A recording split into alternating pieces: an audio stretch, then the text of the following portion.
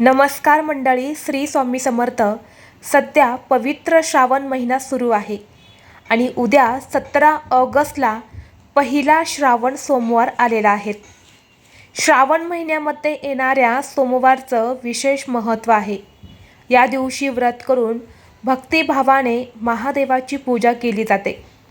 या दिवशी व्रत करून महादेवाची पूजा केल्याने सर्व इच्छा मनोकामना पूर्ण होतात, सर्व संकट दूर होतात.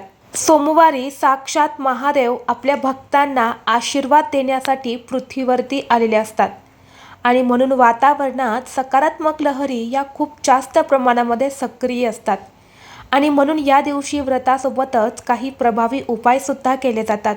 आपल्याला उद्या महाशिवपुराणातील तांदळाचा एक अत्यंत प्रभावी उपाय करायचा आहे. हा उपाय केल्याने सर्व कामात यश मिळेल. एका रात्रीत आयुष्याचं सोनं होऊन गरिबी, कर्ज हे कायमचे संपेल.